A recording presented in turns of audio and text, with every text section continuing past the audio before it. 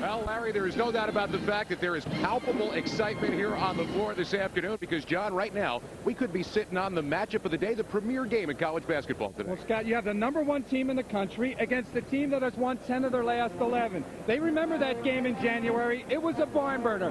Welcome to March Madness, folks. This is what college basketball is all about. One of the reasons it's very special today is we've got the #1 team in the country here, the St. Joseph's Hawks. And they've been ranked #1 in both the USA Today and ESPN AP polls, 27-0, the longest win streak in school history. The superlative season continues. And again, it's all revolves around their backcourt and Jameer Nelson and Delonte West. These guys have an uncanny sense of communicating with each other. Both are skillful and talented.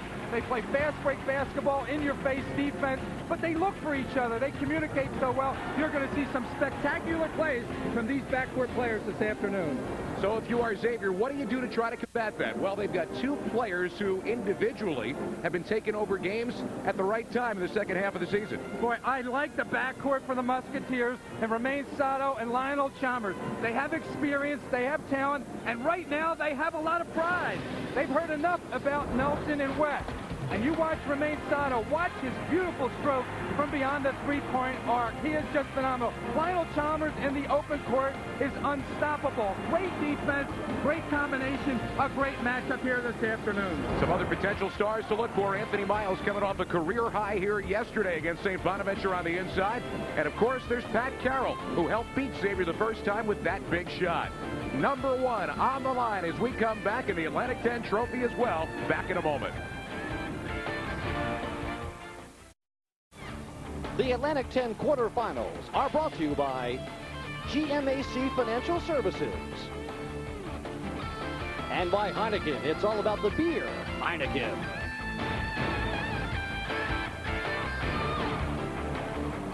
Well, the team's taking the floor for the premier matchup of the day in college basketball. The #1 team in the country, the St. Joseph's Hawks, playing their first game here in the Atlantic 10 Championship against a Xavier team that some people think can give them all they can handle here this afternoon. Starting lineups brought to you by Heineken. And since Cage and Dolman have joined the starting lineup, Xavier has been almost untouchable. Anthony Miles is center, coming off a career day yesterday. And the combo we told you about in the backcourt, Lionel Chalmers along with Romain Sato. For Thad Matta in his third season, 72-22. And maybe even better still, 42-8 in games played after February 1st. For the Hawks, Pat Carroll, John Bryant, Dwayne Jones along the front. And the backcourt of Jameer Nelson and Delonte West. 27-0 coming into this game for their head coach, Phil Martelli. 176 wins, now third in the all-time St. Joe's win list coming into the day today. And the first #1 team in school history. Here they go. They've gone through the 27 games of the regular season. You take a look at series history. They met on January 17th. A tight nip-and-tuck kind of game. But St. Joe's ended up winning by 8. This is their first meeting in the tournament. But back to the thought, John. #1 right now for this St. Joseph's team. They've gone through the 27. This begins the next phase, which is getting through this Atlantic 10 championship. Well, talk about having a target on your back. This is their first game since the Stanford team had lost. These were the two unbeaten teams in the country at that point in time. So the Xavier Musketeers have talked about that game in January where it came down to the wire. Delonte West had a perfect game, and they won another crack at the #1 team in the country. Take a look at the officials. John Hughes has the ball, and we are underway here in the quarterfinals of the Atlantic 10 Championship. I think some great matchups here. Lionel Chalmers, Jameer Nelson. They're playing head-to-head right now. Sato so quick to the basket. And it's taken away immediately by Nelson. Nelson and West. Miles has picked up West here defensively. And Delonte West, the miss. That's the first time he's missed against Xavier this year. Well, that's comforting. When I talked to Coach Thad Matta before the game, he said, if this guy goes another game perfect, I don't think he's human. I want to give him a urine test because this guy has just been phenomenal. Coming off of a game here with 31 points, he was just out of his mind. Perfect from the field, foul line, and three-point line. Sato hard to the glass around West for the first 2 points of the game. Xavier, a huge win here yesterday. They just completely dominated St. Bonaventure, beating them 90-64. And they shot 65% in the first half of yesterday afternoon's game. Well, that was almost like a warm-up, Scott, because the starters only played 25 minutes a game. Carroll Pulled the string just a bit. Fight for the rebound is won by Xavier. I think that's a bit of an advantage for the Musketeers. Bill Martelli talked about the fact that his team has not played in 9 days. And we'll see whether there's any rust that they're shaking off here. They were playing so well down the stretch. Their last game was also against St. Bonaventure, and in a similar way, they blew the bodies out. Nelson thought he got fouled. No call from the official. And now he'll have to hear the chance of air ball from the Xavier faithful here at UD Arena. Well, I'm going to have to side with Jameer Nelson because he does not shoot air balls. You're talking about perhaps the best backcourt player in America. He's on the cover of Sports Illustrated. And as many times as we've seen him play this year, Scott, that has not happened. There is Cole to the baseline. Chalmers thought about the three. Now a pretty crossover dribble as he takes Carroll into the lane. So Xavier getting it done, moving toward the basket in an early 4-point lead. Well, that's the strategy right now. Try to exploit the matchup, perhaps. Whomever Pat Carroll is guarding, that offensive player is going to try to take him to the basket. Bill Martelli did expect his team to start out a bit slowly. He's not necessarily concerned about the first 5 minutes of the game. He wants his team to get its legs after this 9-day layoff. They continue scoreless here, and now a throw off the hands of Cage make that. For Chalmers, he wasn't expecting the pass as he went down toward the corner. Well, this is one of the things Coach Thad Matta had talked about in this game, protecting the basketball. Generally, the Xavier Musketeers have been very good at that. They were uncharacteristically bad against Duquesne, for example. They had 21 turnovers in that game. So he's talking about protecting the basketball, getting a good shot with each possession. St. Joe still patient, and Nelson can't hit the three. That tip won't go. Now Bryant an offensive rebound. And Carroll will try one. And finally, the Hawks get one to fall. 2:53 into the game. They finally get their first points. Good work by John Bryant to keep the ball alive and to give Pat Carroll another opportunity from beyond the three-point line. Well, this does shape up as a battle, physical and otherwise, here today. Sato. Some help arrives. Now Chalmers, look at that play by Nelson to get out there, and he hit it anyway. Talk about the matchup. Nelson is playing Chalmers. He was all over Lionel Chalmers. And Lionel Chalmers, with that experience, gives this team whatever it needs. We so often talk about Jameer Nelson recognizing what the Hawks need. Chalmers does the same thing for the Musketeers. St. Joe's has spent precious little time trailing this year. A lot of it was in the first game against Xavier. And they trail here as Sato comes away with a steal. First team All-Atlantic 10 player and the all-defensive team again for Sato. Chalmers tried a pretty wraparound, but maybe trying to do a little too much as he pinballed his way down the lane. Again, his experience is going to be so critically important this afternoon if you want to beat Jameer Nelson and the St. Joe Hawks. He has to minimize his turnovers and make good decisions with the basketball. Hawks looking for a backdoor and wasn't there, and Sato gets another steal. And the ball knocked away by Bryant, a block shot. Here's Dolman. He has been huge for the Xavier team, and Miles on the inside extends the lead out to 6. Boy, talk about a guy who's playing great basketball in his senior season. It's Anthony Miles coming off a career high 20 points against St. Bonaventure. And this arena is already nuts right now. The Xavier faithful think they've got a real shot here to knock off #1 today. Well, a lot of basketball to play. As you remember in that last game against the Hawks, the Musketeers had a lead at halftime, even had a lead with 1 minute to go, or 3 minutes to go in the game. Well, St. Joe's is a very tough team to play at both ends of the floor for 40 minutes because of the intensity with which they play.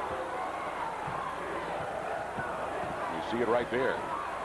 Well, that was again a concern in the last game. I talked to Sean Miller, the assistant coach for the Musketeers, and he talked about St. Joe's pressure defense in the last matchup. Basically, the Hawks took the St. Joe defense took the Musketeers out of their half-court offense and kind of forced the Musketeers to rush shots and take shots that were uncharacteristic. Now the first foul of the game goes against Dwayne Jones for St. Joseph's, and Sato will go to the line. There you can just see good hustle by Xavier to get that second scoring opportunity. Romain Sato is a guy we so often talk about as a three-point shooter. He is a fabulous offensive rebounder and often doesn't get credit for that, as well as his defense ability. The big thing we've seen from Sato down the stretch is this team has played very well, though, as he has had one explosive half and one not as explosive. In this case here, he gets himself another two, and Xavier has gotten exactly the start that Thad Matta wants. 14:45 to go in the first half. Number one trailing early as Xavier leads the top-ranked Hawks by 6.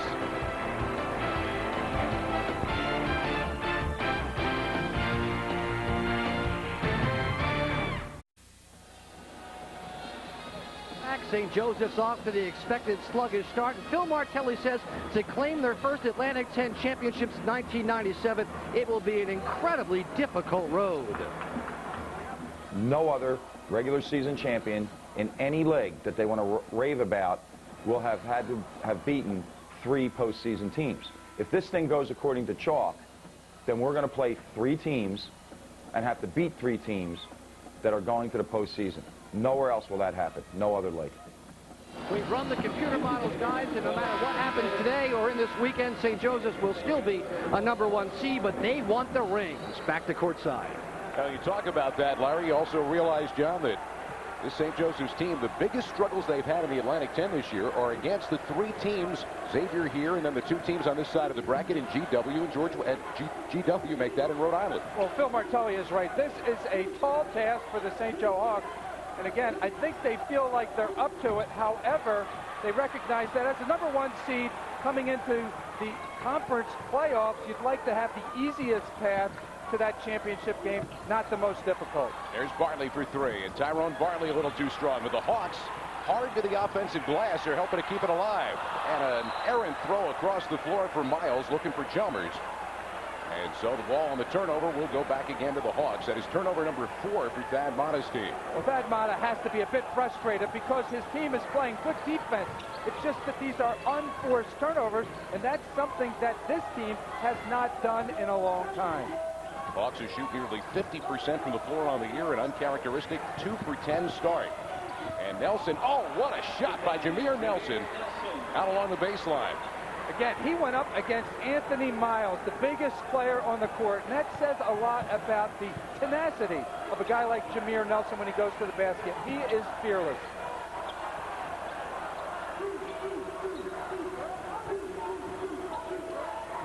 A lot of bumping going on here. Tyrone Bartley is matched up against Romain Sato.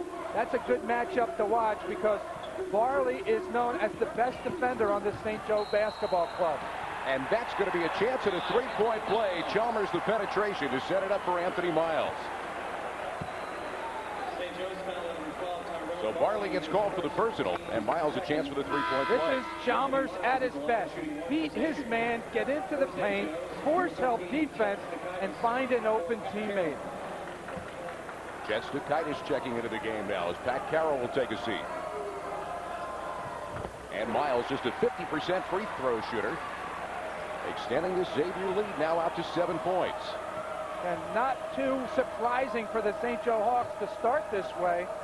Xavier would actually have a bigger lead without some of those unforced turnovers. And the Hawks looking to find that offensive setup and some easier looks at shots, but Xavier really challenging man-to-man. And a foul called down the lane. And Diedrich Finn can't believe he just got whistled for it. He thought he got a hand of the passing lane and all ball. But according to the officials, Finn's going to get the personal. Okay, guys, watch this. This is something Xavier has talked a lot about, this screen and the roll. Okay? St. Joe's does that an awful lot in the game, and Xavier is going to really focus on defending that pick and roll. And Nelson stripped of the basketball. A chance to run for Chalmers. Up and around Stukaitis for an easy 2. Xavier is up by 9. And the Xavier crowd, just a 40-minute drive away from UD Arena, are making noise. Well, the Musketeers have won 10 of their last 11 games. And when I talked to the coaches about why did that happen, was it a lineup change? They said, no, it was our defense. We're holding teams now to under 40% from the field because our defense is so solid.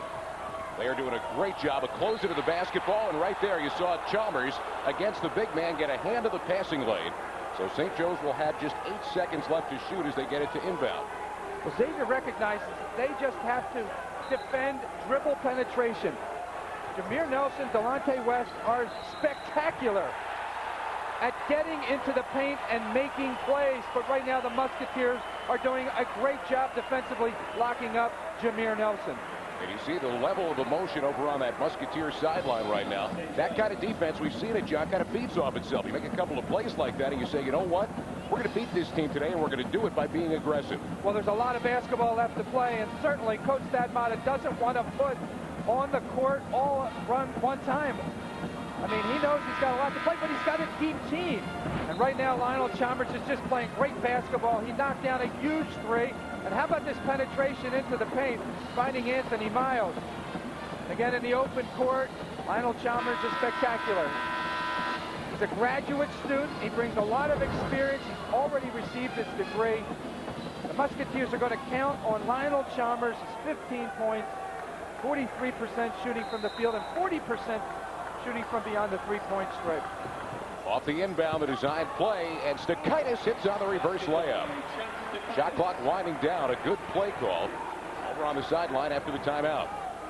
The Hawks frequently get baskets, especially after a timeout, on out-of-bounds plays. Chet Stakaitis comes off the bench and gives this team a lift. Under 12 to play here in the first half. That's Miles. Left it a little short, and Nelson, who will get his rebounds, grabs another. Good look inside in midair, and Jones can't pay it off. Boy, that's the high screen we talked about. The Musketeers had a mismatch. Basically, Jones was guarded by a guard in the low post. The Hawks recognized it, got him the ball. He was not able to finish. Miles inviting the double, and Barley just flat took it away from him. Poor decision by Anthony Miles. He should have recognized the double team. Tyrone Bartley left this man. Somebody with a blue jersey was wide open on the opposite side of the court. Well, Sato trying to stay with Nelson, and Romain Sato, who is such a strong defender, sees the speed of Jameer Nelson. Can't do anything but hang on the move to the baseline. So the ball will go back to St. Joseph's when we come back. Well, Xavier has done everything they've needed to do so far. 11:02 to go here in the first half. The Musketeers by 7.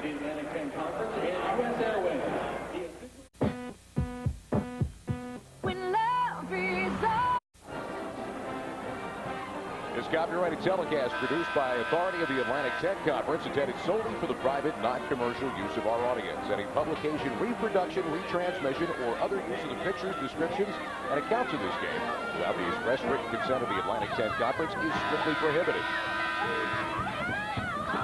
Now the Hawks of St. Joseph's, the #1 team in the country, seen themselves down 9 here in the first half, matching their largest deficit of the year. West still trying to get going.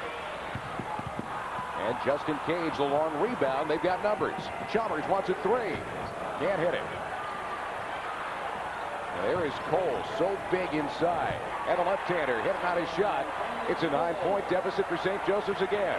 Another part of the youth movement for the Musketeers. Brandon Cole at 6'8", 235 freshman. And he's just giving great minutes for Stadmata off the bench.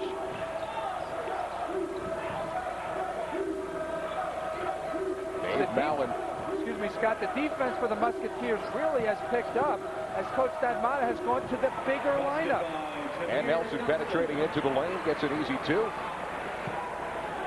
For Jameer Nelson. Trying to get it going offensively on the floor. The last time he played here, he was spectacular last season. And an Atlantic 10 Championship semifinal loss to Dayton. The Flyers were on their way to the championship. Sato.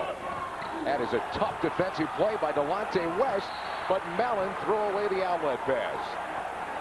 Dave Mallon just coming back again from an Achilles injury and able to play once again. And that is the 4th turnover for St. Joseph's. An unforced error, Scott, by Dave Mallon. And you talked about the defense of Delonte West. I mean, when Romain Sato goes to the basket and he elevates, just hardly a player in the Atlantic 10 Conference, and that's a good example. Who can stop that? Delonte West did it the last time, but not that particular occasion. That is where Romain Sato is at his absolute best. And the defense continues to come to the top of the circle and challenge the basketball. Now Mallon has a route and blocked away. What a play by Sato. That's why he's first team all defense in the Atlantic 10 Conference. Delonte West almost had an incredible answer at the other end, but it's going to be a foul call on West. And free throws coming for the Musketeers. But what a play by Romain Sato. Looked like Dave Mallon had himself an easy two.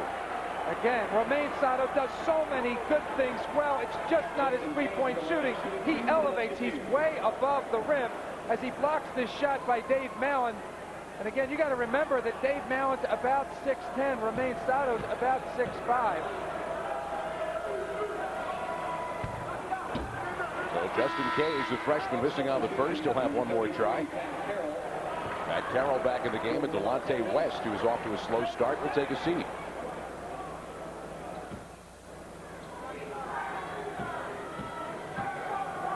So Cage, Mr. Basketball in Indiana last year, gives St. Joseph's their biggest deficit of the season. This is the first time they have trailed by double digits all year long.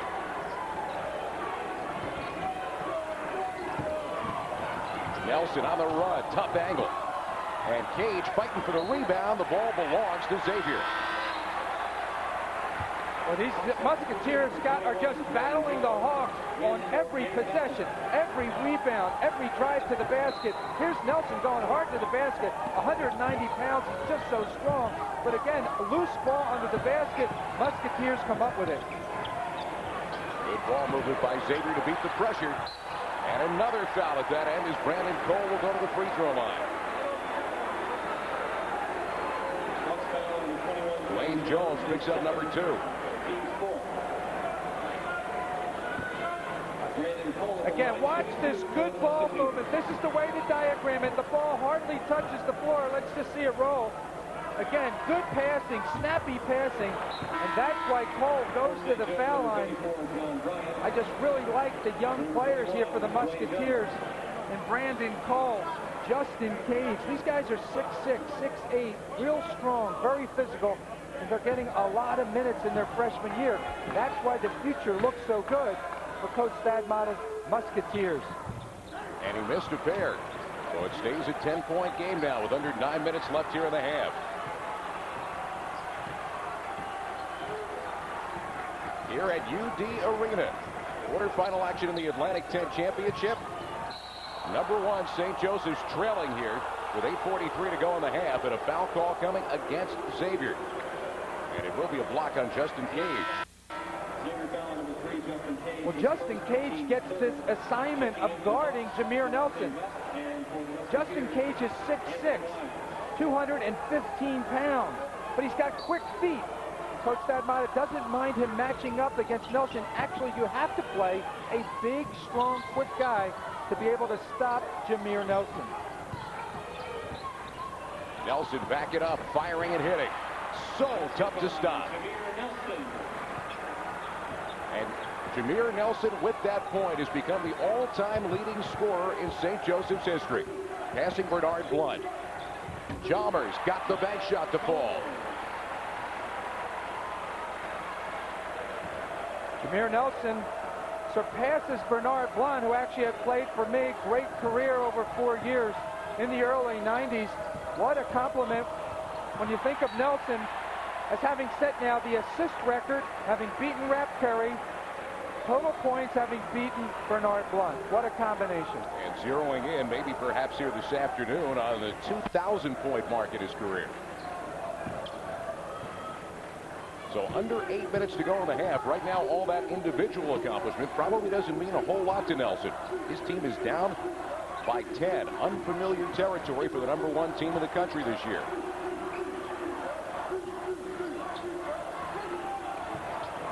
Nowhere for Miles to go. Great job by Bryant and not giving up ground, and Miles hit it anyway. What a big basket by Anthony Miles. As you said, Scott, John Bryant did a terrific job defensively, but Miles created the space. And the noise level gets just a little bit bigger now. Coming into this game, I was wondering who would the Dayton fans root for? And right now it seems like all the people that are in this building in red are rooting for the Musketeers. On the inside, Miles blocked away. Good defense by the Hawks around the basket. In transition, there goes Nelson, and what a play by Sato. How many times have I said that this half? Boy, he just got off his feet so quickly. And that was likely a shot that Xavier did not want from Finn. Too quick in transition. I don't think that the Musketeers have to rush it. They're getting a good quality of shot when they slow the ball up as they come down the court. Delonte West finally hitting from downtown. Back to a 9-point game. And Nelson's going to get called for the reach-in foul on Finn as he went for the steal in the backcourt. So that's going to bring us to a timeout on the floor with 6 minutes and 30 seconds to go here in the first half. Number one is trailing because of plays like this. Anthony Miles already having a superb Atlantic 10 championship, helping Xavier out to the early lead.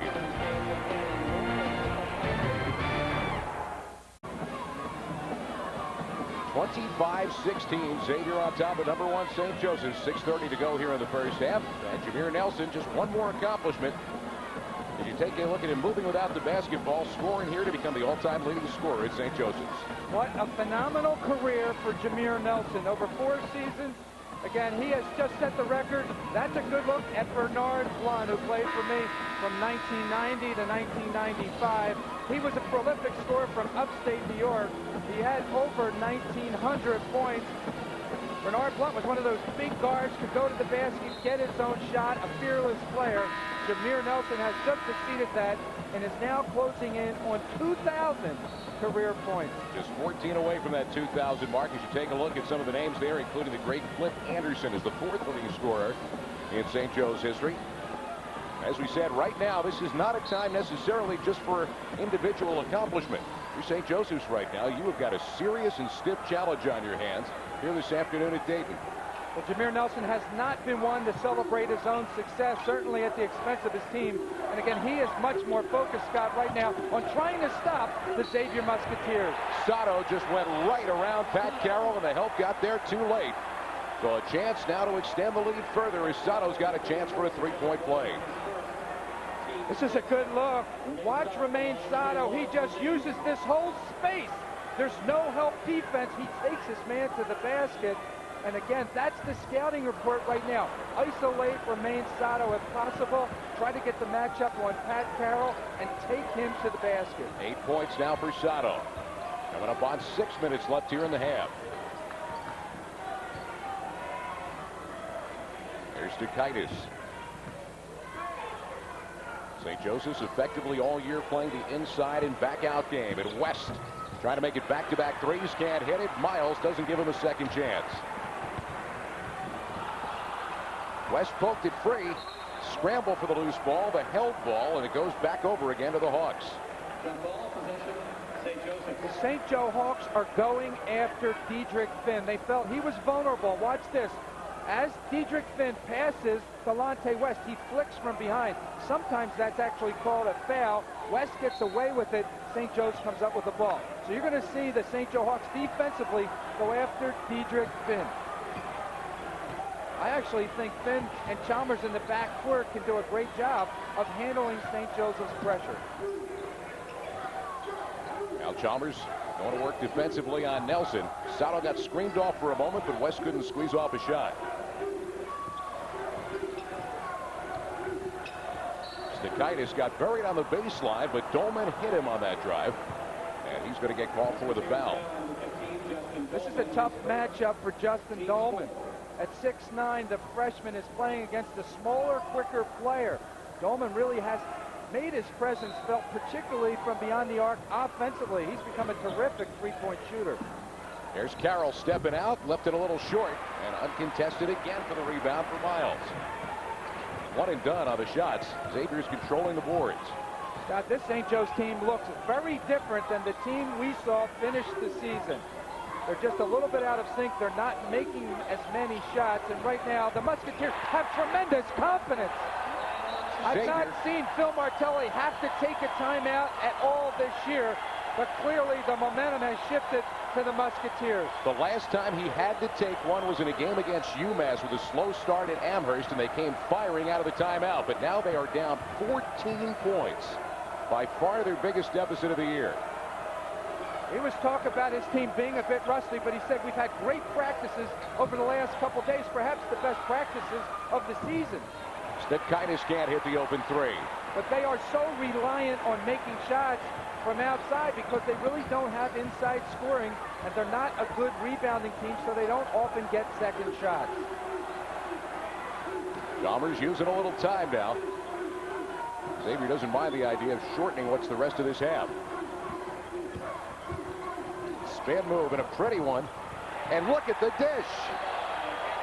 I'm not sure that was intentional, but it worked out perfectly for Anthony Miles. And if anybody has said this is a neutral crowd, all these people from Dayton, Ohio, it's certainly not. I think one of the reasons you're seeing that and that Xavier has so much support here from Dayton fans is Dayton fans think they can beat Xavier. They probably think so as well. And again, look at this penetration. Nowhere to go. Uh-oh. Anthony Miles, right place at the right time, and Chalmers finds him. Again, just look at this penetration. A lot of bumping going to the basket. That could have been called a foul. I even think it was a partial block by John Bryant. Again, Miles is fired up as he goes into that timeout called by Phil Martelli to take the 30 seconds and try to get his team back in sync. How big a half has Miles had already? 9 points and 5 rebounds. Chalmers, 12 points here in the first half and 3 assists. They are playing just about perfect basketball right now. And they're also shooting 62%. Points in the paint, they dominate there as well. Remember I told you yesterday they got the quick start against St. Bonaventure. They shot 65% in the first half. And they're playing a similar game right now. Well, they are warmed up. They had a chance to play yesterday. Farley right back with a three-pointer. Remember what we told you last time Phil Martelli took an in-game timeout like that one. His team came firing back against UMass and blew the Musketeers, blew the Minutemen away. Well, I think the fact that the Musketeers have been in this situation before against St. Joseph. And Lionel Chalmers has been in this situation, having a lead going into the locker room at halftime. They were up 41-35 the last time these two teams played in January, and they were not able to hold the lead. Now they're back again in a similar situation. That could pay off handsomely for the Musketeers. West can't get it to fall. There's another rebound, and again the rebounding advantage continues to be large. Jameer Nelson is going to get called for the personal, his second. Well, so many times, and Phil Martelli is giving Jameer Nelson kind of a sense of calmness. Use your head. You have 2 fouls in sign language. But Jameer Nelson often doesn't get called for these ticky-tack fouls. Delonte West frequently makes these off-balance shots, but I think the fact that Romain Sato kind of held his face, his mouth, almost prompted the official to make the call. Sato now with 9 points here in the first half. And the lead gets bigger and bigger. 6 double-doubles this season for Romain Sato. And he truly is a threat to do that every time he takes the floor. So that's going to bring us to a timeout on the floor. Incredibly enough, 3:09 to go in the first half. The #1 team is down by 17.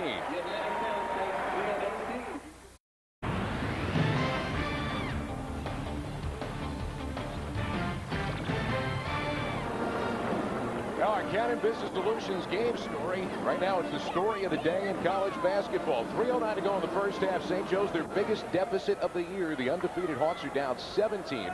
Xavier is shooting the lights out. They're winning the rebounding war.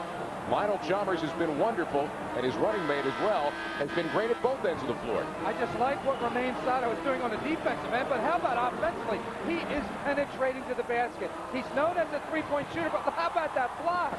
He's doing all the things his team needs right now to win this basketball game. This is the evolution of Romain Sato. He has grown from just being a spot shooter to a complete player. He has grown also from being a high school player right here in Dayton at Dayton Christian to maybe one of those crowning moments here today in his senior year. He's now the 4th leading scorer all time at Xavier with that last 3-point play. When I spoke to Phil Martelli last night about this game, he talked about the experience of Sato, Chalmers, and Miles, and how those three players are going to have a huge impact on this afternoon's game. To upset the #1 team in the country, it will not be the young guys. It will not be the talented freshmen. It's going to be the three seniors on the court right now. And a throwaway as Dolman was trying to pass to Sato, so it will be a turnover on the Musketeers. There's 7. Coach Thad Matta is giving quality minutes to Justin Dolman, to Justin Cage. It'll pay off for years to come, for the opportunity to play, to learn.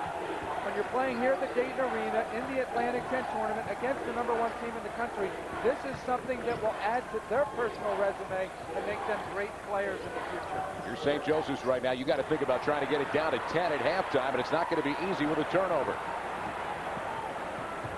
Coming up on 2 minutes to go in the half. Dolman wants a 3. That'd be big, and it is. 20-point lead for Xavier. A huge 3 by the freshman, coming off a great game against Temple where he made 4 for 5 from beyond the arc. He hasn't had many good looks here this afternoon, but his 3 could not have come at a better time. Thad Matta just shouting encouragement defensively to his team. Nelson left that one short, and the rebounding margin continues to grow for the Musketeers. Coach Thad Matta knows that this game is far from over. He knows this game can go in spurts. The St. Joe's Hawks have a history of scoring a ton of points in a hurry, but right now all momentum through the entire first half is with the blue jerseys. Chalmers couldn't get it. Miles could. Unbelievable. It's a 22-point game. Well, you might as well force up a shot if you're Lionel Chalmers, as long as you know that you have Anthony Miles on the other side of the rim waiting for the putback. And right now, he is clearly winning the battle of the backboard. UD Arena is going nuts now with under a minute to go here till halftime. West, they just won't give up an inch defensively. Nelson found the open man, and Stukaitis is fouled. He'll go to the line to shoot 2 at the 39.8 mark. They look at the U.S. Airways scoreboard, and you take a look as well at what's going on here in the quarterfinals of the Atlantic 10 Championship. This is just the first of 4 games here at UD Arena. Later on, it'll be a good matchup. Rhode Island against George Washington. And tonight, Duquesne against the home team, Dayton, and Richmond against Temple to round it out. Stukaitis, good free throw shooter, hits on the first. Well, he has been a boost off the bench for Coach Phil Martelli. Wayne Lee comes into the game for Nelson, who has 2 fouls. So smart move by Coach Phil Martelli to get Nelson out of the game, the risk of picking up his 3rd foul. But one of the things that the Hawks, I think, have been vulnerable to all year is when they're matched up against bigger guards. And right now, Coach Thad Matta has a whole host of players to assign to guarding Jameer Nelson and Delonte West. The use it or lose it timeout for Thad Matta. Jameer Nelson sits unbelievably. Thad Matta's defense has held St. Joseph's to 1 field goal in the last 6 minutes as they have ballooned this lead out to 20 points. Coming up at halftime, an interview with Tyrone Weeks. Larry Rosen will have that. We'll have highlights and stats from the first half of play. I'll tell you what, exciting stuff going on here at UD Arena. And now, Xavier with a victory today. Well, they think that they're an NCAA tournament team. RPI of 52. This would be win number 21, and they'd be knocking off the #1 team in the country. Well, the key wins against Cincinnati and against Dayton, certainly. When I went into the locker room before the game, I asked Coach Thad Matta, is there anything I can talk about today that would be helpful to you? He said, no, forget about your talking. Find a way to get us into the NCAA tournament. I said, well, if you win this afternoon, you're in the NCAA tournament. When you look at this great history of basketball at Xavier, you think of the coaches like Skip Prosser before Coach Thad Matta. You think of Pete Gillen. They did beat a #1 team in Cincinnati in 1999 and 2000. So they certainly have had a history of major upsets over the last 10, 15 years. Now, this one right now would certainly qualify as an upset. 20-point lead, winding down the clock here in the half. 4 on the timer for Sato. And that's the way this half has gone for Xavier, shooting better than 65% in the first 20 minutes. Dwayne Lee letting it go, can't get it. What a first half for the Musketeers as they have shocked the St. Joseph's Hawks and leave the floor with a 22-point lead. Think about this. The Hawks have 21 points. They're leading the Atlantic 10 Conference and scoring at over 80 points a game. So when you think of how did the Musketeers go on this run, win 10 of their last 11 games, it's been all defense, holding the St. Joe Hawks to 21 first-half points. Well, this has been an exciting and perhaps shocking beginning to our 4 games in one day here at UD Arena. It's been frustration for St. Joseph's in the first half. The biggest deficits they've seen all year. It's been Xavier hitting their shots better than 65% in the half and holding the top-ranked Hawks to 21 points. We got something brewing here at Dayton. Xavier by 22. The undefeated #1 team in the country has just suffered through their worst shooting and lowest scoring first half of the season. And Xavier has a 22-point lead here at halftime at UD Arena here in the Atlantic 10 quarterfinals. John, you and I driving over here today, we said that this could very well be a game. I don't think anybody expected to see a 22-point lead at halftime. Yeah, we thought this would be a competitive game till the very end. But the Xavier Musketeers have really dominated this game in the paint and on the backcourt. We knew that St. Joe's was vulnerable in the lane because they often play with 4 guards. But Anthony Miles and Brandon Cole have been spectacular. Miles particularly, he has 11 first-half points. They're out-rebounding the Hawks 21-10. So it's been all Anthony Miles, all the front court for the Xavier Musketeers. They're making the Hawks look like an average basketball team right now. It was a blueprint that was laid out earlier this year by the Rhode Island Rams, and it seems as though Xavier has picked up on that and taken it to another level. The blueprint perhaps to knock off the undefeated St. Joe's Hawks here in the Atlantic 10 Championship. Now, part of that blueprint for the Rhode Island Rams was set by their assistant coach, Tyrone Weeks. He's standing by in the wings to talk with Larry Rosen here in Dayton, Ohio, where Xavier has a 22-point halftime lead. Well, this building is buzzing. The #1 team in the nation on the ropes, down by 22 points at halftime to the red-hot Musketeers of Xavier. I'm Larry Rosen, high atop Blackburn Court with a guy, Tyrone Weeks, who's having a bit of a flashback today. When you were at UMass and you were undefeated late in the regular season back in '96, some kind of similar happened, huh? Yeah, George Washington came into the Mullen Center, and they played a similar game as Xavier's playing today, and they beat us by 20 points. How did that affect you guys moving forward after that one? I think it was a good loss for us. We know what we needed to do to move on, and we learned from that game. That helped us get to the Final Four that year. Now, you're a Philadelphia native. You see a Philadelphia team ranked #1. You know what that means in your hometown. What's that locker room likely like right now? Oh, those guys are really focused right now, and the coach is trying to get those guys up so they can go out and play a strong second half to come back and win this ball game. Tyrone's been a coach now 5 years with Barron and Bonaventure now at Rhode Island. The season you guys have had has really been, what, 3 different seasons? Red hot, ice cold, red hot. What went on? Well, we started off hot. Coming into the new year, we were 12-2. But I think the problem was in January when we hit a bump was Brian Woodward didn't play well for us. He kind of struggled a little bit, and Brian's been our best player for the last 3 years. And once Brian started to play well in February, the whole team fed off of Brian, and we started winning more ball games. You also have some issues going into tonight's game. A couple of rotation players, including your leading scorer, iffy game-time decision. What's up with Robinson and Clark? Well, we have to see. Robinson worked out a little bit this morning at shoot-around, and he's a game-time decision. And John Clark spent a few hours this morning in the emergency room getting IV bags in him. So we'll wait till before the game starts, and we'll make a decision then. Now you've got an incredibly athletic group that you're playing against. You would always muscle up those kind of long, lean guys. What are you telling your front court people? That's what I'm telling them to do today. The last time we played GW, they had a dunk fest. And we're going to try to prevent that this time by laying wood on guys today. There you go, Tyrone. Good job. Tyrone Weeks. He will take the Rhode Island Rams along with Coach Barron into Game 2 of our doubleheader. But first, he says it'll be one of the great comebacks in all of college basketball history if the St. Joseph's Hawks can come back from 22 down at halftime against the Musketeers of Xavier. Scott and John will come back with first-half highlights and more live from the University of Dayton for you. Game 1 of our quarterfinals continues in just a moment.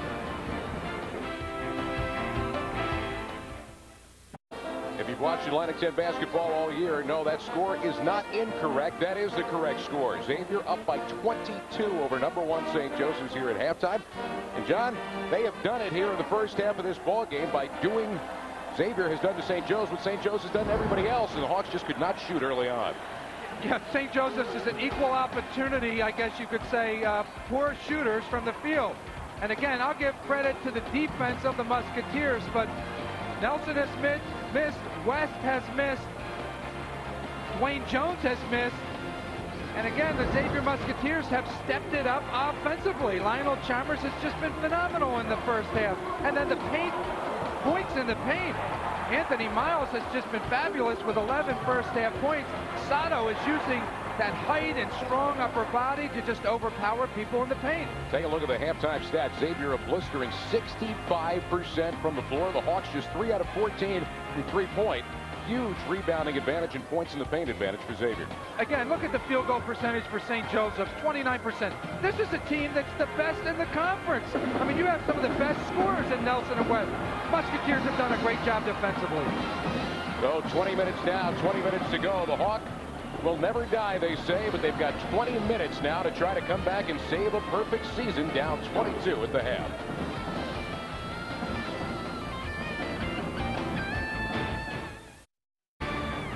The Atlantic 10 quarterfinals are brought to you by Heineken. It's all about the beer, Heineken.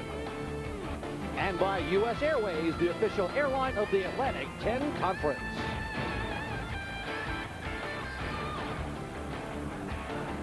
Well, here at UD Arena, something very big brewing inside after the first 20 minutes of this game. With the Xavier Musketeers leading the top-ranked and undefeated St. Joseph's Hawks by 22. And now, St. Joseph's trying that long road back. They've got an explosive offense. They've had it all year long. And take a look at where they rank in the Atlantic 10, right at the top in all of those categories. And just about every one of them has been turned on. Well, so much of St. Joe's success this year has come from shooting the basketball well. The numbers speak for themselves. They're the best in the conference at scoring field goal percentage, three-point field goal percentage, and they get a lot of scoring off of their passing. But right now, only 4 assists. And I'm going to say that's a combination of factors. Great defense on the part of the Musketeers and errant shooting on the part of the St. Joe Hawks. Now, we talked at halftime, expect the Hawks to make a run. The question is, can they make up such a large deficit? They haven't been in this position all year long. When you're St. Joseph's, you're playing well, your defense is feeding your offense, and you're hitting shots. Now, St. Joe's forces a lot of turnovers. They average about 16 turnovers forced a game. They're going to have to get some of that in the second half, get some breakout kind of baskets. And Miles hits on the first shot of the half after Xavier uses 35 seconds off the clock. And ends up doing a very good job of holding on to the basketball and continuing at this blistering shooting pace. Well, this big lineup for the Musketeers has made a difference, not only in them winning 10 of their last 11 games, but I think it's giving the St. Joe Hawks some difficulty. The matchups really work in the favor of the Musketeers. And a loose ball again to the Musketeers as Dolman gets it easy too. I'll tell you what, if you want to start a comeback and you're hoping the first 5 minutes go your way, the first minute and 15 seconds has certainly not gone the way of the #1 team. We've seen over the course of this year, Delonte West, Jameer Nelson just break down their men and create easy scoring opportunities. That has not happened all afternoon. Well, the sound you hear right now is the roof caving in on Phil Martelli's team, down 26 points. Once again, you expect a team this good, this strong offensively is going to make a run, but this is an awful long way to try to come back. Well, St. Joe's will extend its defense now, try to get some perhaps traps if they can. But the key for the Musketeers right now will be to take care of the basketball and get good shots. Nelson the quick hands and flicking it off the sideline. Now the flip side for St. Joseph's, whatever's going through their minds right now, if you're Xavier, you wanted to make a statement today, this is a statement. Absolutely. If there's any doubt about whether or not you should be in the NCAA tournament, this should make a huge difference to the tournament selection committee. Now, there's a lot of contact right now. Jameer Nelson playing Chalmers The interesting thing will be, can Jameer Nelson avoid his third foul early in the second half? Traveling violation, and the turnover gives it back to the Hawks. And you start talking about Jameer Nelson. I mentioned that last year, without Delonte West there, he was injured. Nelson put on an incredible show to try to take over the game and keep St. Joseph's in it against Dayton. I wonder if he's feeling any of that pressure right now. I think the size right now, the Musketeers, is coming into play. I mean, he's having to shoot over people every step of the way. Every time he gets into the paint, there's guys coming out of places like, think of Romain Sato's couple big blocks. And Xavier being very deliberate with this big lead. There's a difference between sitting on a lead and being very deliberate and patient looking for your shots. Well, I just think that speaks to the experience of the guys on the court right now in Chalmers, Sato, and Miles. You have 3 seniors on the court, coupled with 2 freshmen. Well, number 3 for Dwayne Jones. And an inbound and a fresh shot clock for the Musketeers. Now, we're talking about this as if the NCAA tournament committee is going to have to take note. Remember, if Xavier gets here and gets this victory, they are in the semifinals tomorrow night. They're 2 wins away from not worrying about what the NCAA tournament committee says. Absolutely, but with 21 wins, I mean, I'm sure it's very hard to overlook the Xavier Musketeers because they have some quality wins, and 21 is a very powerful number in this conference. Cage was wide open, a defensive breakdown. Hawks still haven't scored since halftime. Phil Martelli's got to take a timeout. A 28-point Xavier lead. Unbelievable. And the Xavier faithful with a lot to celebrate right now as the Musketeers count down for 17 minutes to what would be a huge upset of the #1 team in the country. Musketeers continue to play perfect basketball here at UD Arena. Now the Musketeers of Xavier with a 28-point lead, and their fans going absolutely berserk here at UD Arena right now. Take a look. 87 minutes trailing as opposed to almost 1,000 minutes not trailing. Biggest deficit of 9 points. This is completely unheard of with regard to this #1 team this year. This is uncharted territory for the St. Joseph's Hawks. Phil Martelli seems remarkably calm right now on the sideline in the last timeout. You really didn't see him hollering and screaming with his team. I'm sure he's certainly trying to keep this in perspective and recognize that he has had an outstanding season up to this point, 27-0. But when you're #1 in the country, you're even a bigger target than being #2. And the Musketeers are playing like that. They are playing inspired basketball.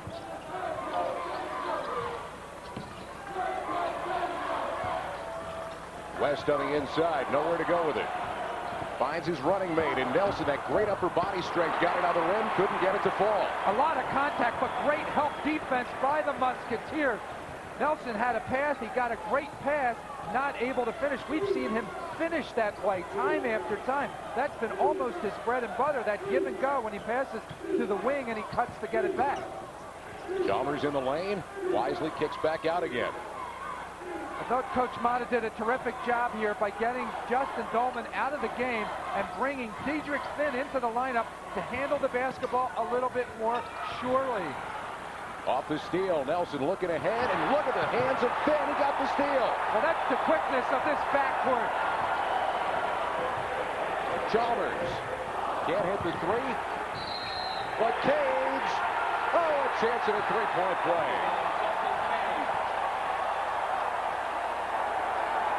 I'll tell you what, if you're Xavier right now, there's still 16 minutes of basketball to play, but one, you are probably thinking game, set, and match. And #2, you are thinking, we belong. Absolutely. Great offensive rebound. We talked about the Musketeers owning the backcourt, owning the paint. Justin Cage does all of that. Coach Thad Matta has to be thrilled with the play of his team right now. And Scott, this team, the Musketeers, smell blood. They get a sense that they can deliver a knockout blow. Well, St. Joseph's, in order to get back in, would have to score something they haven't done in more than 7.5 minutes if you go back to the first half. We've seen this St. Joe Hawks, Scott, all year long, and they just look a little bit slower than what they looked like almost 10 days ago.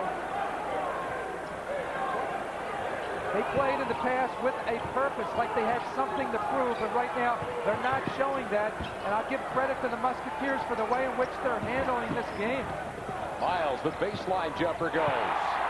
What a tournament he is having. He's got 15 points and 8 rebounds today after a career-high 20 yesterday. Well, when you want to make up this deficit here to St. Joe's Hawks, you have to have help. Your opponent has to give you an opportunity. Now, fouling somebody on a three-point shot by Anthony Miles is one of those opportunities. However, up to this point, the Musketeers have not given St. Joseph's an opening. Here's again a good pass. Again, this is a foul you would not want to commit. This gives the St. Joe's an opportunity to get 3 points, again with the clock not running, but they have an awful lot of room to make up. Well, once again, John, you and I have seen this team a bunch of times this year. And I got to tell you, they have done some amazing things with some great spurts offensively. They can score a bunch of points in a hurry. This is obviously a tougher challenge than anybody would want to try to make for themselves.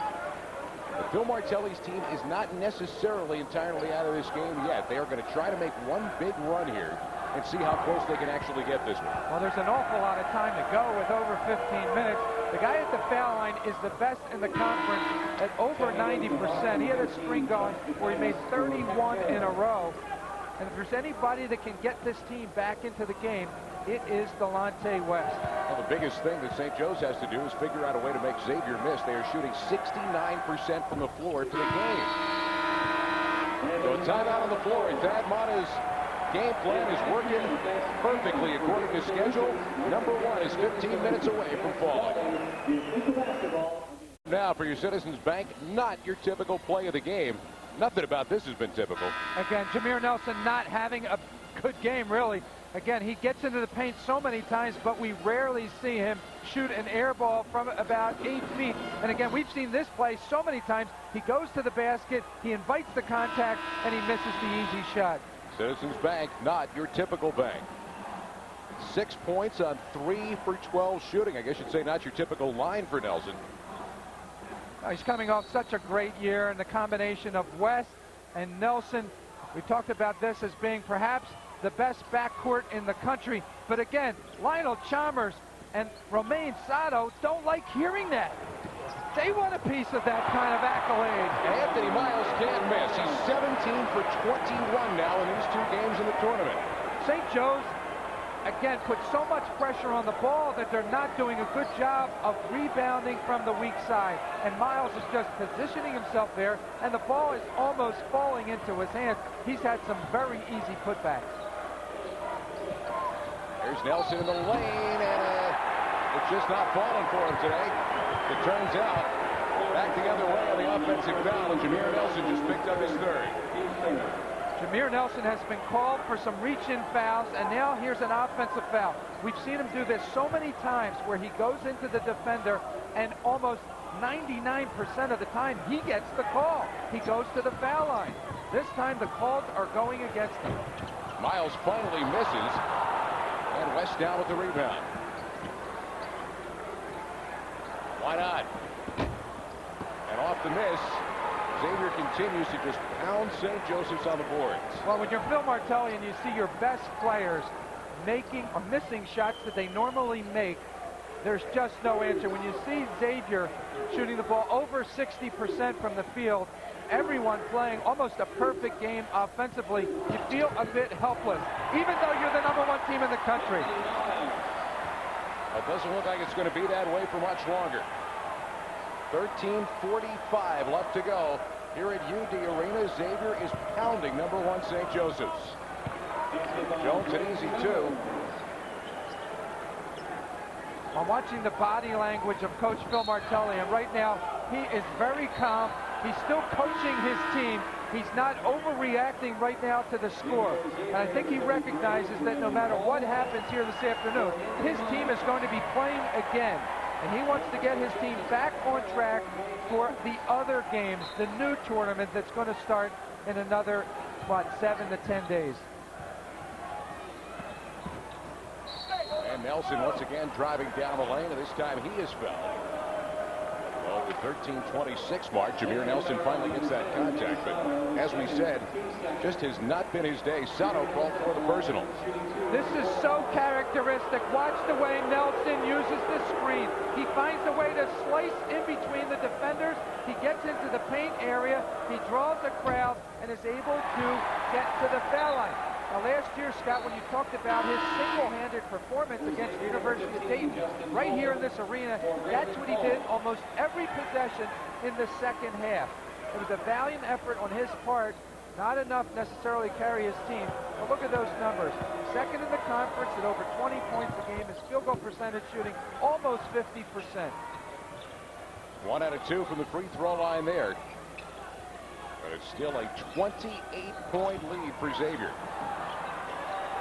Big-time trapping pressure in the held ball. The Hawks will get it back on the turnover. Good pressure defense up the court by the St. Joe Hawks. Coach Phil Martelli needs more of those types of defensive possessions. West wants a three. Can't get it. Nelson keeping the rebound alive. His shot won't go.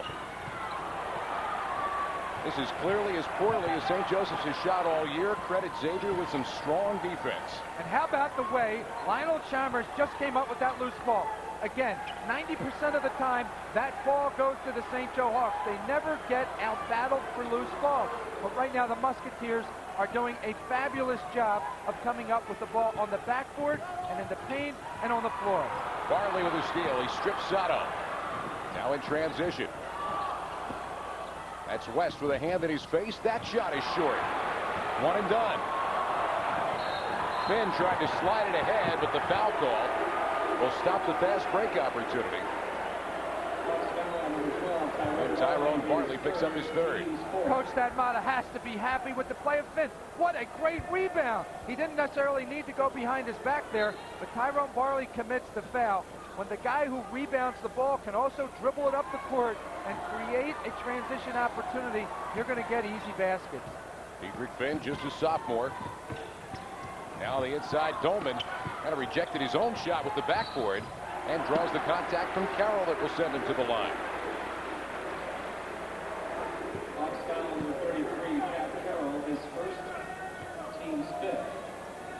Amazingly enough, John, the first time that a #1 team fell on this floor at UD Arena was when St. Joseph's knocked off DePaul, the NCAA tournament in 1981, and now the Hawks are just 12-19 away from having it done to them. I remember that game well. I was an assistant coach for Jimmy Lynam at the time.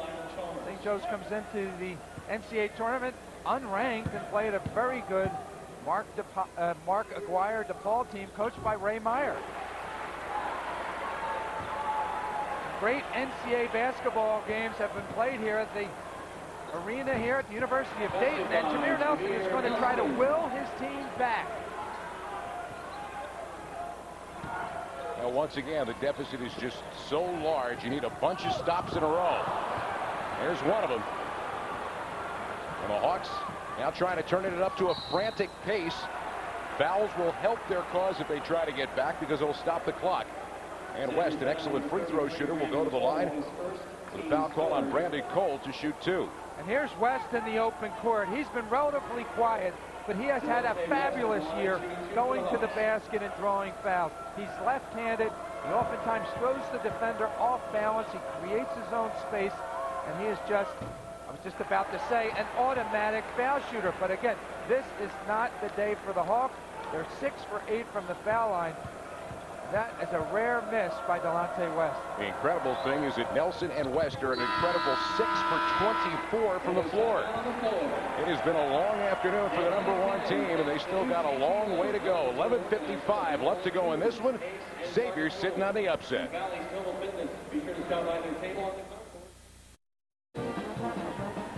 Party time for Xavier with 11:55 to go here in this game. A 27-point lead over #1 in the undefeated St. Joseph's Hawks. And there they are, the Halls Fruit Freezers screaming fans of the game. Why are they screaming? Well, you saw the score. When you need cool, soothing relief from a dry, scratchy throat, reach for a Halls Fruit Freezers. Treat your throat. Well, Ever since the Musketeers joined the Atlantic 10 Conference, they have had a prominent position. And this year, the St. Joe Hawks have pretty much taken over that #1 position from the very beginning of the season. But the Musketeers are playing this afternoon like they want it back.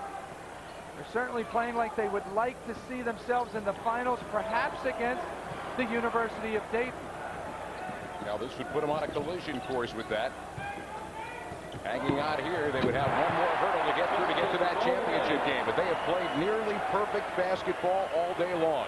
While St. Joe's extend their defense up the court to try to force some traps, the Musketeers do a terrific job of breaking the pressure. And another foul call on Sato. That'll be his third. Senior foul on number 10, Romain Sato, his third, team's fourth. This is just a terrific passing performance by the Musketeers to finish with Dolman with the easy kind of slam there. But I just love the passing from the young guy, Justin Cage.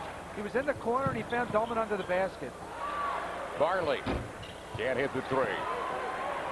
Hawks, a superb three-point shooting team, are 3 out of 18 today.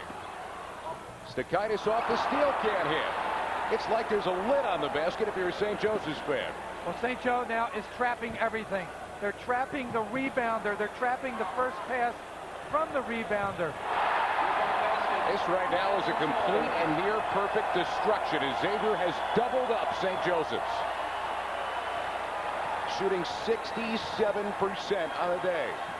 Well, you knew it would take an outstanding, almost unbelievable performance for somebody to knock off the Hawks. And right now the Musketeers are doing it at both ends of the court. St. Joseph's really has not found an answer. They're having to now take some chances defensively, and every time they do, the Musketeers are finding the hole in the defense and capitalizing. Well, they are running a double at everything right now, and that's leaving men open under the basket for passes that either lead to easy baskets or a foul. You can see the frustration right now in Pat Carroll's face. They don't really have an answer. The Musketeers are driving to the basket and finding open men. Delonte West, his second foul. Romain Sato hitting on that shot. 13 points on the day now for Sato. St. Joseph still doesn't have a player in double figures.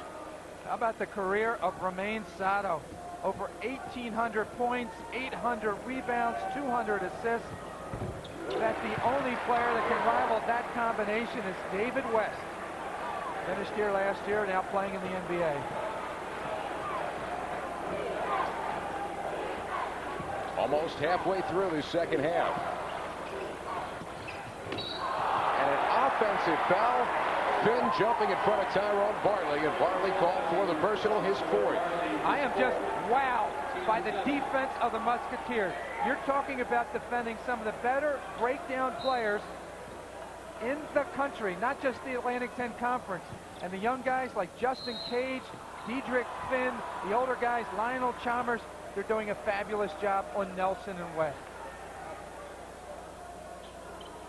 Oh, we talked about number ones. They're only 3-2 here all time. Kentucky knocking off number 1 Indiana in the NCAA tournament. That was an incredible regional final here. And St. Joseph's beating number 1 DePaul in 1981. Looks like a third number 1 is going down today, barring what would only be a miracle for St. Joseph's if you're a Hawks fan.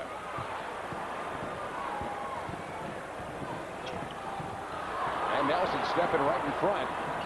He's trying, but it's just not working.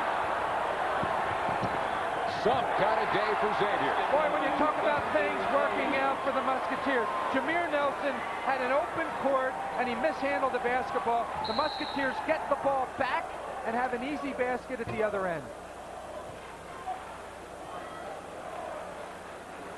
Well, you take a look at it. It's a bit frantic here, Scott. I mean, Chalmers did not have to push the ball down as quickly as he could. Jameer Nelson did, but he mishandled the basketball. Cage gets an easy putback going the other way. So, again,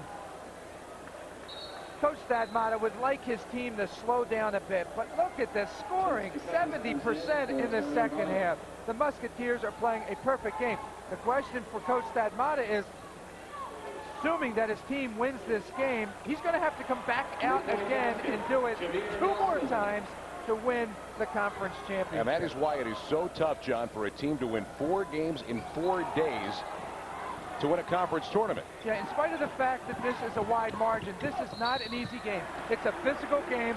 It's competitive. Coach Stadmata is going to keep his starters in this game until the very end. He has that much respect for St. Joe's, so you're going to have to come back 2 more nights and do the same thing. The one thing you ride the coattails of your Thadmata, though, is you get the cushiest of all spots. The number 1 seed is the one that plays first, so they get the biggest rest time until tomorrow night in the next round in the semifinals. That will help, and certainly the fact that last night's game was not a difficult game. When they played St. Bonaventure, they got up early and they were able to rest their starters.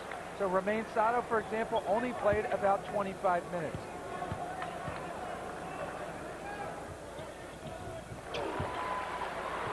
.907 left to go. It is 70-37. You're going to throw out all kinds of questions after this game, and the question will be, what effect might this have not only on St. Joseph's national ranking, but their ability to be a number 1 seed. You said in the beginning that in all likelihood they have a number 1 seed. I think that will be a huge debate at the end of this game. Well, the question is, are you going only off RPI? And if seedings are done specifically, John, on RPI, then by formula, they remain as number 2 in the RPI, even with a loss here today. Well, I guess my sense of that is that it doesn't go specifically on RPI. That's just one factor that enters into the decision-making of this tournament selection committee. Here you can look at these numbers. RPI, number 2, strength of schedule, number 42. Now, great wins against Dayton earlier in the season and Gonzaga. Good record in the NCAA tournament, especially in the Phil Martelli era. All those things I think will be considered. But I just wonder whether or not the selection committee will look at the score and the differential and allow that to enter into their thinking. I would imagine that it certainly could. And in talking to people in the last week about this St. Joseph's team, kind of debating it around, saying really the only way they could lose the number 1 seed in the NCAA tournament would be to lose in their first game in the Atlantic 10 tournament. And that's precisely what's happening here right now.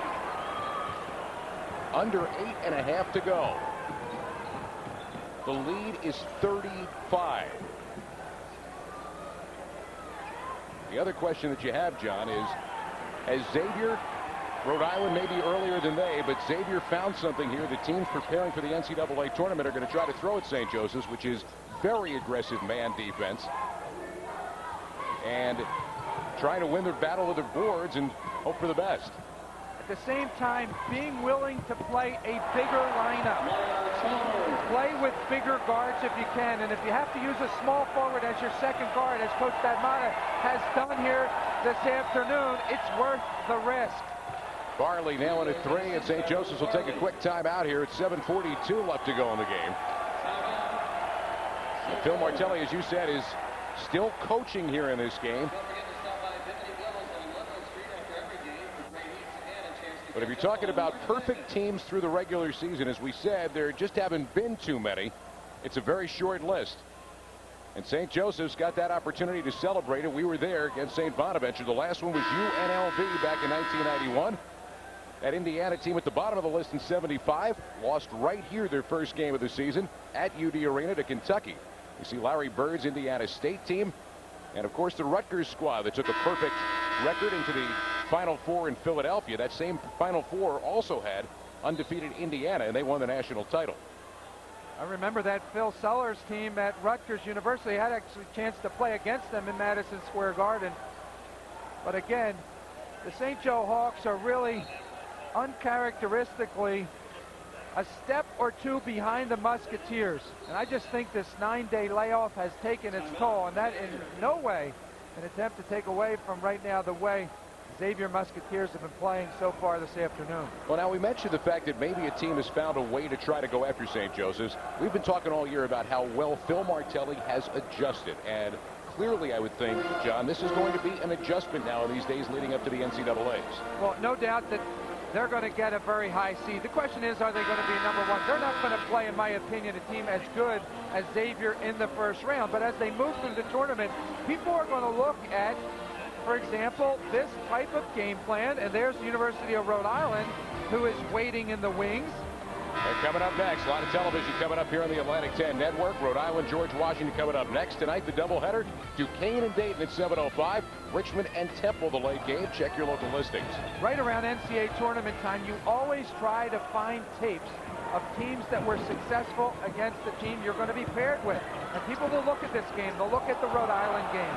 And they'll say, what was the strategy that a coach used in order to beat or play closely to the St. Joe Hawks? The Hawks taking all kinds of defensive risks again. Trying to get this back to some degree of respectability, but when you take a risk, there's sometimes a reward on the other end for the opposite team. Well, right now, the big guys for the Musketeers are handling the basketball well, and that's allowing the Musketeers to get easy baskets. Justin Dolman just made a terrific pass to Sato for a basket. West stroking a three. You know, no matter what happens in the outcome of this game, I think Phil Martelli has really stayed in character and is really coaching right now for the next game. He wants this team to finish. It as disappointing as a loss as this may be, he wants his team to finish on a high note in such a way that they can go into the next game with enthusiasm, energy, and confidence. And if you're looking at the hottest team in the Atlantic 10, it's the guys wearing the dark blue here right now. This is going to be 11 out of 12. The only blemish on that record, we were talking about it this morning, is a home loss to Duquesne. And that is a Duquesne team that is playing terrific basketball. They won last night against UMass to get into the quarterfinals this evening here against Dayton. And the coaches of the Musketeers would love to have that game back because they talked about how they turned the ball over 21 times in that game. Duquesne doesn't typically pressure the basketball. There were a lot of unforced errors in that game. They had only 2 field goals in that one in the last 10.5 minutes of play. And Duquesne won it down the stretch in Cincinnati. But that is a distant memory here right now, because if you're Xavier, you have a lot to savor here today, sitting on top of a 33-point lead. 78-45, 6:29 to go here in the ball game. Xavier putting the finishing touches on a destruction of St. Joseph's.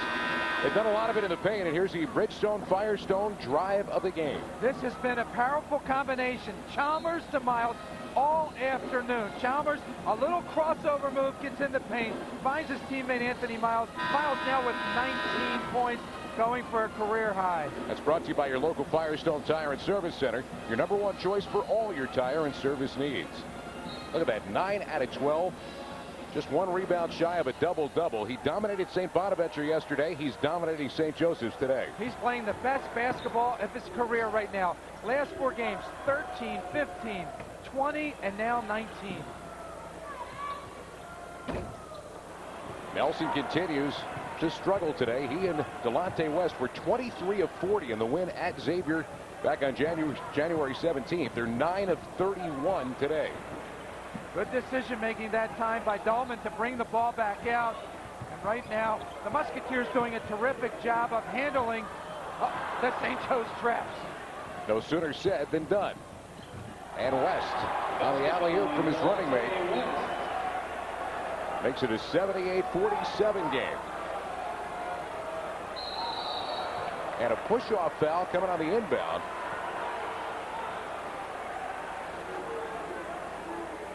Well, the foul's going to go against Chalmers. Well, that last defensive possession by the Hawks is something most people have come to recognize about this team defensively all year long. They force a lot of turnovers. They get a lot of baskets in transition.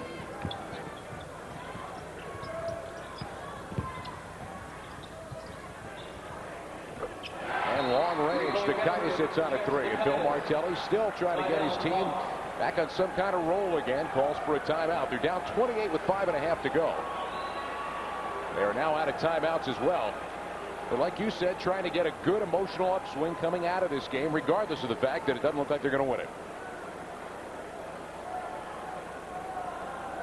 Only 3 teams in Atlantic 10 history ranked #1, St. Joseph's this year. Of course, the UMass team in 1996 and the Temple team in 1988 for John Chaney. St. Joe's and Temple actually each coming into the Atlantic 10 tournament as the #1 team. so many coaches in the league had talked about what a positive effect the #1 ranking has had on the league as a whole.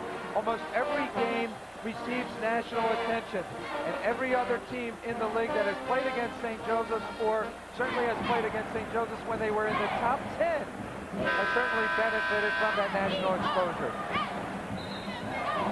Well, Phil Martelli has seen his team get headlines all year long, and he's not really afraid of being #1.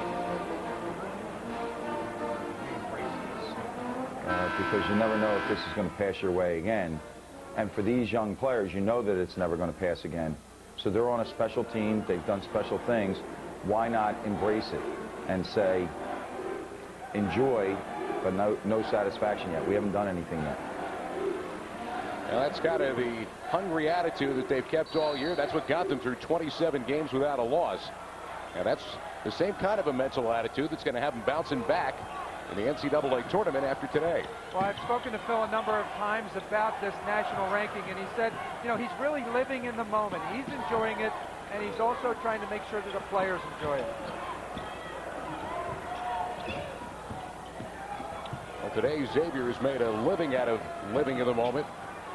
They have been superb all day long. They're chasing down a possible Atlantic 10 tournament record for shooting percentage in a game, and maybe for biggest margin of victory in a game. Well, how about just taking all that time off the clock?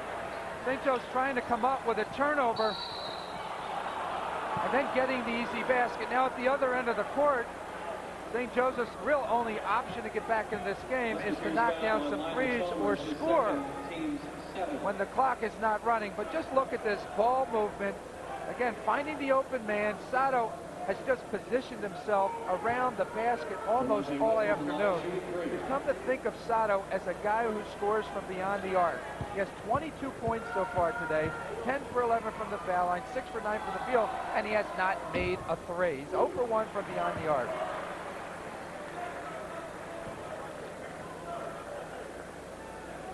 Couple more tries here for Delonte West at the 4:54 mark. Now you know it's going wrong for Delonte West when he misses 2 free throws in the same day. Well, a lot of people are going to question what has really happened to the Hawks in the last 9 days. And, you know, who's going to be able to answer that question? Everybody's going to have to look at themselves as players and coaches. But one of the things is you're now #1. And the question is, did you enjoy it too much? Did you work just as hard? Phil Martelli said their practices have been unbelievable, very competitive, very spirited, and very energized. So there were no indications of any of this in practice. So you really have to give a lot of credit right now to the Musketeers and the way they're playing. Now this came for a lot, almost out of nowhere. And for Xavier, let's think about the fact here, John, that you're sitting on a 28-point lead right now over the #1 team in the country, and you're doing it even though you've turned it over 20 times. They've turned it over 20 times today, and they're leading by this margin. Well, that's just shocking, but the thing that makes up for it is they're shooting almost 70% from the field. And a lot of those baskets are in the paint as a result of St. Joseph's taking chances defensively. There's another chance, and they got themselves another steal. Up ahead, Nelson. That time St. Joe's had 4 players on the basketball. The Musketeers just could not come up with a loose ball. St. Joseph's faithful making some noise now. If they could get it down to the mid-teens, they probably have their fans going berserk, but we are under 4 minutes left to go. Well, they're playing frantic defense right now, and the question is, are they going to get fouls called against them? They're taking a lot of chances. There is a lot of reaching and some contact. If the officials start calling this game tight, they're going to be on the foul line an awful lot. Now, this has been a trademark for St. Joseph's all season long. Not just Tyrone Barley who knocked down that three, but the entire perimeter group of players are the best three-point shooters in the conference. 4 of the top 5 three-point shooters in the conference are members of the St. Joe Hawk basketball team. Gage making a free throw. Thad Mata trying to make sure the officials do call those fouls that you're talking about and the mad scrambles for the basketball.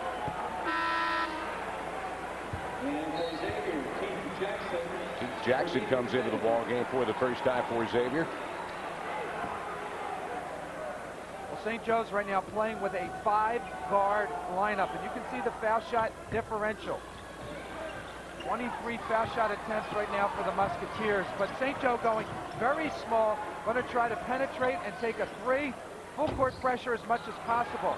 Don't expect the St. Joe Hawks to get too many second shots with such a small lineup in the game. Both these teams playing a small lineup right now. The big men are sitting because of all this wild pressuring defense. Jones has been sitting along with Bryant. Anthony Miles has been out despite his 19 points. They need ball handlers to do exactly that against the pressure defense. Well, when Chalmers can drive into the paint, there isn't a Dwayne Jones there waiting to block his shot, so he can afford to be aggressive. And Nelson goes down hard.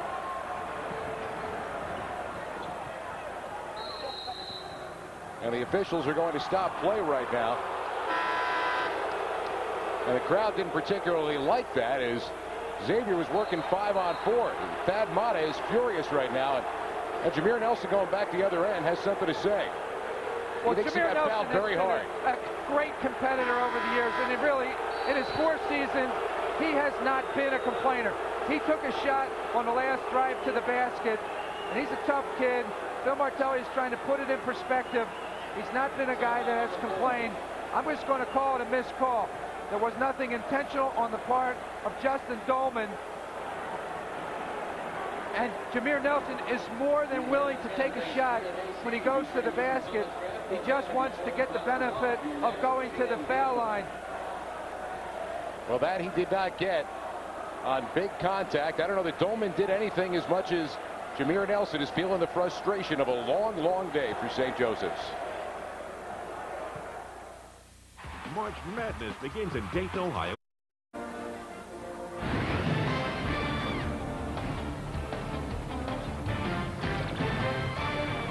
Now the Cannon Business Solutions game story with 3:03 to go. There's the story, John. 70.5% from the floor for Xavier. Again, a phenomenal offensive effort by the Musketeers. I'm not sure they can duplicate this. They've done it in the backcourt, on the paint, 38 rebounds to 15. It's been all Musketeers all afternoon. Tournament record potentially ready to fall as Jameer Nelson sits down. West Virginia owned that record from back in 1979 in a win over Duquesne, shooting 67% for the game. A lot of these baskets have been in the lane area as St. Joseph's has gambled defensively to try to come up with some steals. They put a lot of pressure on the ball. They're trying to force some traps away from the basket. And right now the Musketeers doing a great job of handling the basketball. Down to 7 on the timer. But really, Xavier right now is only playing keep away. They have played here a superb game, well coached, well planned, great execution.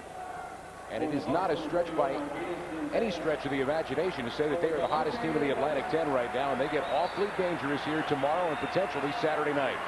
Again, Nelson is out of the game. West comes out of the game. He gets a great hand from Coach Phil Martelli. I think a little bit of love, a little bit of comfort, because Phil Martelli is looking at this game in the context of the entire season. And as disappointed as West and Nelson are right now, again, they have had a fabulous year, and there's more basketball to play. 11 for 35 from West and Nelson. They get a chance to shake it off right now, regroup, and try to use that resiliency they have. And they've had it all year long, that great mental attitude. They're going to have a few days off to think about this. On Sunday, they'll find out who their opponent is. And then next Thursday or Friday, about a week from today, they're going to be able to get back at it and try to shake off some of this disappointment. There's a good look at the bench for the St. Joe Hawks, and you can see the disappointment on their faces. They're going to go back, obviously, to Philadelphia and regroup. They have a lot to celebrate. And as they look forward, sometimes now the pressure is off of them. It's very difficult to carry around this undefeated season as long as they have. They can certainly celebrate what they've done. But a great afternoon here for the Xavier Musketeers. And there's certainly something for Coach Thad Matta that he'll never forget as he continues the great history of terrific coaching at Xavier Musketeers. And my memory goes back to the Pete Gillen era, certainly Skip Prosser, and now Coach Thad Matta. Pat Carroll hitting on the shot off the rebound. This Xavier team, 8 straight 20-win seasons. Atlantic 10 champions in 1998 and in 2002, and they are now going to be 12-6 in Atlantic 10 tournament games. U.S. Airways tournament scoreboard. Take a look. Up next, Rhode Island, George Washington. That one could be a dogfight in game 2 today. And red hot Duquesne against homestanding Dayton. The Flyers not playing as well coming into the tournament. And Richmond and Temple, two defensive-minded teams at 9 o'clock tonight. Atlantic 10 Television Network has all of those games. Check your local listings. Well, we knew that St. Joe's was in for a dogfight this afternoon. I don't think anyone could have predicted this kind of score. And you can see as Tyrone Barley also comes out of the game, a level of disappointment on the St. Joe Hawk faces that they have not experienced all season long. Barley just fouled out.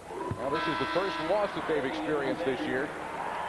And here comes curtain call time for Xavier. Lionel Chalmers deserves a lot of the applause he's getting right now and maybe more. What a great afternoon of basketball. The senior really stepped up. He set the tone for this basketball team. Everyone followed his lead. Romain Sato, Anthony Miles, Lionel Chalmers were absolutely spectacular this afternoon. Sato comes out as well. How about those numbers today? 24 points for Sato, 11 rebounds. Chalmers 23 points and 4 assists and 4 rebounds. Well, you can't celebrate too long when you're in the Atlantic 10 tournament and you have the opportunity to perhaps play 4 games in 4 days. You let the excitement pass, you have dinner, and then you focus again on the task at hand, which is going to be another tough game tomorrow against either George Washington or the University of Rhode Island. Well, we'll get an opportunity to keep an eye on what's happening in that game, but they are certainly going to get to take at least a few moments to savor this one. As we said before, not just a win, but a near perfect destruction of an undefeated #1 team.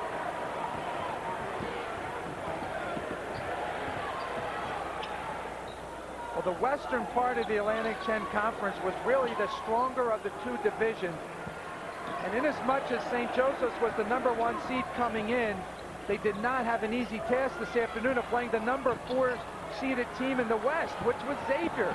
Xavier has really one of the most talented teams in the conference and certainly had their opportunities to even win the West. Well, Xavier was earlier this year considered by some people to be a real disappointment the way they had started things off. They were in last place in the Atlantic 10 West as late as the end of January before they went on this incredible run that is now 11 of their last 12 games. You got to give Coach Thad Matta some credit for making a change in his lineup. He again started a bigger team, perhaps a little bit younger. He brought Justin Cage into the starting lineup, and he decided to bring Diedrich Finn off the bench and give his team a spark. And that's exactly what happened. The defense picked up, his lineup was a little bit bigger, and he got good production off the bench from Diedrich Finn. As much as you look at what's going to be an Atlantic 10 record for shooting percentage in a game, right now it's 71%, including 44% from three-point range. You have got to look at the defensive end, and that is precisely where this team ended up going about, systematically taking St. Joseph's apart here today in Dayton. Thad Matta is pretty sure that this Atlantic 10 conference may be slightly underrated. There are a lot of good teams. No, it's amazing, and I think this is probably from top to bottom the best that I've seen in the Atlantic 10 the 3 years I've been in it, and you know, I've always said there's great coaches in this league and great players, and you know, you're seeing that this year, and I think it's a testament to St. Joe's what they've been able to do in the league. Now that is running through the league unbeaten until today. 106 left to go, and there will be no more undefeateds left as March Madness has truly and officially begun. And when you think of some of the games that the Musketeers have already won, they've beaten Alabama, they've beaten Cincinnati. They've had some non-conference road losses at Mississippi State and at Iowa State. No matter what happens from here on in, they have to be an NCAA tournament team. I agree with you. I think this is an NCAA tournament team. If 21-10 didn't do it, doing this to the #1 team in the country should take care of all doubt. And a foul call on the rebound. It'll go back down the other way. As we said, in a 4 games in 4 days quest, there isn't much time to sit back, relax, and enjoy, but Thad Matta wisely getting these guys little bit of time to sit. Miles has sat for most of the last 10 minutes of this game. You know, it's interesting for me how different guys use those Gatorade towels. Romain Sato was using it kind of comfortably like he's on a beach chair. And at the other end, Jameer Nelson has it over his head, showing his disappointment. There you get a good look at Jameer Nelson and really the disappointment on his face, and sitting next to him his great partner, Delonte West. And on the other end, celebration. That's really what conference play does. One team leaves disappointed. The other team stays around to play another game. This is one and done. It's truly like playground basketball in a sense that when you lose, you go home. If you win, you get a chance to play again. Xavier had the best field goal percentage against St. Joseph's all year long in a single game, but they have bettered that by 19% today. Just everything you read about this ball game in terms of the stat lines and the storyline shows that Xavier played exactly the way they needed to play today to dispatch St. Joseph's. Well, they had a chance to take a fresh look at the game that was played in the middle of January and see if there's anything they could do differently. They're a very different team right now than they were in the middle of January. Coach Thad Mott and his staff have done a great job making adjustments. They came into this game with a sound game plan, and I really love the way that Romain Sato particularly played today. He played close to the basket. He used his strength, his jumping ability to score points in the paint. Now, Thad Mott has said that maybe Romain Sato and company weren't quite ready to win that kind of a game earlier this year against St. Joseph's. Well, they were certainly ready here today. That's exactly right. This team, from a chemistry standpoint, from an attitudinal standpoint, now feels that they can beat anybody in the conference. I'll up that one. I think that they feel they can beat anybody in the country. Final seconds ticking down. The score is going to look a little bit more respectable than perhaps the game actually was, as St. Joseph's at one time trailed by 34 points in this game. Xavier is going to advance to the semifinals, where tomorrow night they will meet GW or Rhode Island. The clock and the seconds tick down, and as they tick down, the perfect season for St. Joseph's is over. Number one falls here at the University of Dayton as Xavier beats St. Joseph's, and the fans are on the floor. The undefeated season for the Hawks has ended, and the celebration begins at midcourt here at UD Arena as Thad Mott's team wins it by 20 over the number one Hawks. Well, a Jesuit school knocks out another Jesuit school. You still have Gonzaga remaining, and St. Joseph's, I'm sure, will stay very close to the top in the national rankings. However, celebration right now on the court. Anytime you beat an undefeated number one team, it's cause for celebration. 71% record-setting performance, breaking a record that had stood since 1979. The third time that Xavier has beaten a number one team in history. Each of the previous two times it was Cincinnati. Well, you talked about national attention being drawn to this game, and you thought of it in the context of this coming down to the wire. No one expected this kind of performance by the Musketeers. They have every reason to celebrate. What a tremendous effort by Coach Thad Mott and the Xavier Musketeers. Well, an incredible day for Xavier fans, and they are truly enjoying it now, as is their head coach, Thad Mott. Huge victory over number one St. Joseph's today as they knocked them from the ranks of the unbeaten. Jameer Nelson and company will have to wait for the NCAA tournament. And it looks as though Xavier may have punched their dance card ticket today. 20-point win for the Musketeers. We will be back with more from UD Arena in just a moment.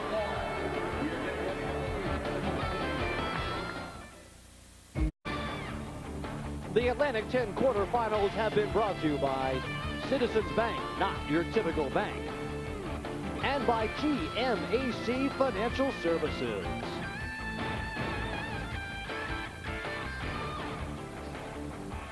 Here inside UD Arena, the upset has happened. Xavier knocks off number one St. Joseph's handily today, 87-67. Let's take it down on the floor to Larry Rosen.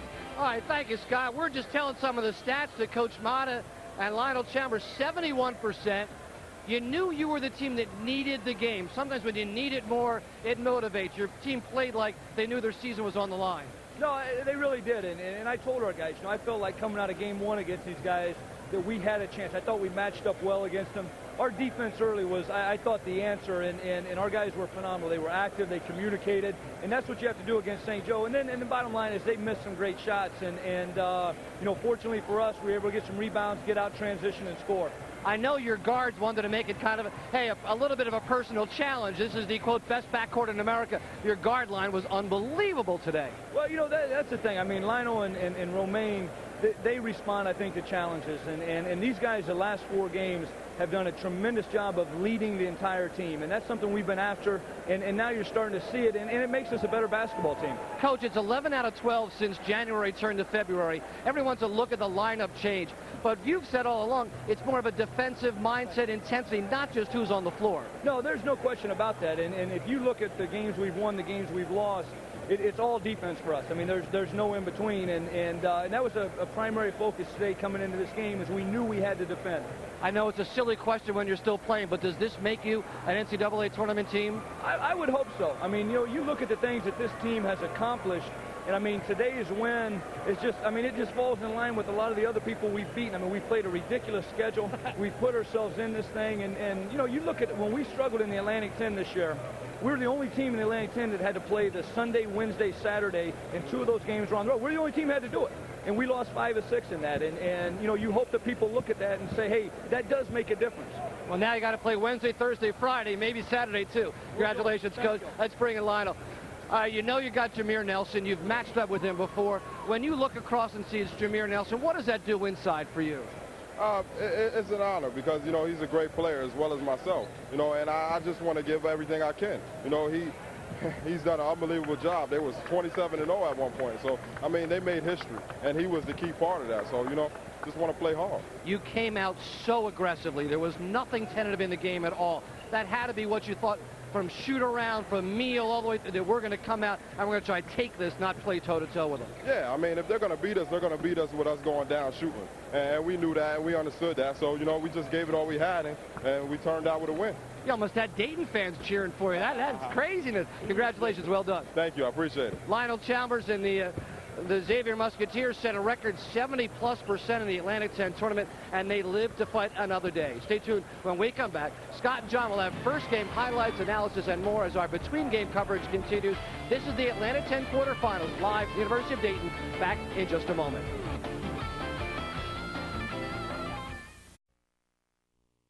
Well, the tournament play is 1 game clears. The next game begins, and they are on the floor getting ready to go right now. Dustin Halenga and the Rhode Island Rams trying to advance to the next round. They're hoping that DeJuan Robinson will be ready to go for this ball game. Right now, everybody here trying to shake off the after effects of a stunning upset, in that Xavier didn't only beat the #1 and undefeated St. Joseph's Hawks, they dismantled them today. Well, we're used to upsets, and we think of that in the context of the NCAA tournament. I don't think the Atlantic 10 has seen something like this in quite a while, but the Xavier Musketeers put on a clinic on both ends of the court. Offensively and defensively, they were flawless this afternoon. Well, they did a perfect job of being very aggressive defensively, and that's something that teams have had some success, including this Rhode Island team, with against St. Joseph's this year. But the one thing you can't get around is to get an upset like that and to get a 34-point lead like that, you got to hit, I guess, about 71% of your shots. I'll say. And the Musketeers were just unbelievable, and it started with this guy, Lionel Chalmers, the senior point guard. He scored every which way. He got into the paint and dished off to Anthony Miles. Miles had a great game with 19 points. Chalmers created scoring opportunities off of his defense. He knocked down shots.